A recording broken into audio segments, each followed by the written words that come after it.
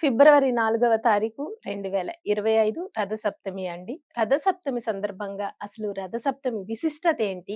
ఈ పండుగను ఎందుకు జరుపుకుంటారు? అనే విషయాల గురించి తెలుసుకుందాము. ప్రతి ఏటా మాఘమాసంలో శుక్లపక్ష సప్తమి తిథి రోజున రథసప్తమి పండుగను జరుపుకుంటారు. భూమిపై జీవరాశులు సుభిక్షంగా మనగలుగుతున్నారంటే అందుకు కారణం సూర్యుడే. అందుకే సూర్యుడిని ప్రత్యక్ష భగవానుడు అని కూడా అంటారు. ఈ కారణంగానే బాణుడిని కనిపించే దేవుడు అని కూడా అంటారు. హిందూ సాంప్రదాయ ప్రకారం సూర్యారాధనకు ఎంతో విశిష్టత ఉంది. ముఖ్యంగా భక్తులు సూర్య జయంతి రోజు ఎక్కువగా పూజిస్తారు. మాఘమాస శుక్లపక్షం సప్తమి తిథి నాడు ఈ పర్వదినం వస్తుంది. సూర్యుడు 7 గుర్రాలపై రథంపై దక్షిణాయనం ముగించి పూర్వోత్తర దిశగా ప్రయాణం సాగిస్తుందని భక్తులు విశ్వసిస్తారు. అది ఈ రోజు నుంచే ప్రారంభమవుతుంది. మాఘ సప్తమి నుంచి రానున్న 6 మాసాలు ఉత్తరాయణ పుణ్యకాలంగా పరిగణిస్తారు. 7 గుర్రాలు ఎందుకంటే సూర్యుడు 7 గుర్రాలు 7 వారాలకు సంకేతాలుగా చెప్తారు. ఈ 7 గుర్రాలను వేద ఛందస్సులు అని కూడా అంటారు. గాయత్రి, త్రిష్టుప్, జగతి, అనుష్టుప్, పంక్తి, బృహతి, ఉష్టిక్ అనే 7 గుర్రాల రథంపై బాణుడు స్వారీ చేస్తాడు.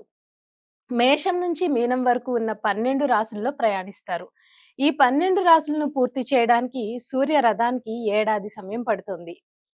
సూర్య జయంతి అంటే సూర్యుడు పుట్టినరోజు కాదు. రథాన్నెక్కి సూర్యుడు సాగించే ప్రయాణం ఈ సూర్య జయంతి. ఈ రోజు నుంచి మొదలవుతుంది. ద్వాదశ రాసుల్లో సంచారం. విశ్వం ఒక వృత్తంలా భావిస్తే దానికి 360 డిగ్రీలు ఉంటాయని గణిత శాస్త్రం చెప్తుంది. సూర్యుడు రోజుకొక డిగ్రీ చొప్పున సంచరిస్తూ 360 రోజుల్లో ఆ వృత్తాన్ని పూర్తి చేస్తాడు. అంటే ఒక్క సంవత్సరం.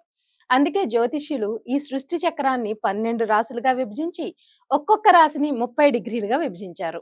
సూర్యుడు ఒక్కొక్క రాశిలో సంచరించే కాలాన్ని ఒక మాసంగా పరిగణించారు. మనకు కనిపించే సూర్యుడు ఒక్కడే అయినా విశ్వంలో ఇంకా 11 మంది సూర్యులు ఉన్నట్లు పరిశోధకులు గుర్తించారు. కానీ మన భారతీయులు వేదకాలంలోనే ఈ ద్వాదశ ఆదిత్యులను కనుగొన్నారు. వారే మిత్ర, రవి, సూర్య, భగ, పూష, హిరణ్యగర్భ, మరీచి, ఆదిత్య, సవిత, ఆర్క, భాస్కరులు. వీరే ద్వాదశ మాసాలకు అధిదేవతలు. వీటి కారణంగానే 12 రాశులు ఏర్పడ్డాయి. సూర్యుడు ఒక్కొక్క మాసంలో ఒక్కొక్క రాశిలో సంచరిస్తాడు. ఉత్తర దిశలో ప్రయాణం. మాఘమాసంలో ఆర్కనామంతో సంచరిస్తాడు. మాఘం అంటే పాపం లేనిది అని అర్థం. పుణ్యాన్ని ప్రసాదించే మాసం కాబట్టి ఈ మాసాన్ని మాఘమాసం అన్నారు. నిజానికి ఉత్తరాయణం మకర సంక్రాంతితో ఆరంభమైన రథసప్తమి నుంచే ఉత్తరాయణ స్ఫూర్తి పూర్తిగా గోచరిస్తుంది. దక్షిణాయనం నుంచి విముక్తుడైన భాస్కరుడు ఈ రోజు నుంచే ఉత్తర దిక్కుగా ప్రకాశిస్తాడు. కాబట్టి రథసప్తమిని సూర్యగ్రహాణ తుల్యంగా భావించి పితృ, దేవ, ఋషి తర్పణాలను ఇవ్వాలనే నియమాన్ని నిర్ణయించారు. శత్రుబాధలు తొలగిపోవడానికి సౌర కుటుంబంలో అన్ని ప్రాణులకు సూర్యుడే ఆత్మ. కాబట్టి సూర్యోపాసన చేస్తే రుణ, రోగ, శత్రుబాధలు నశిస్తాయి.